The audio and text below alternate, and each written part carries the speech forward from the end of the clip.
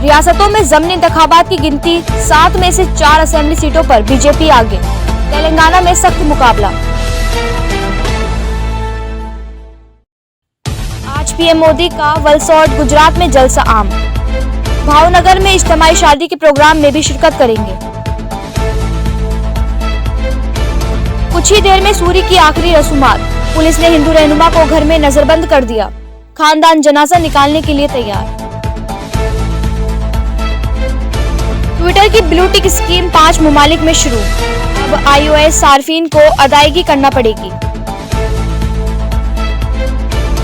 BJP रकुन assembly से 50 लाख भत्ता तलब, पूरे खानदान को जान से मारने की धमकी।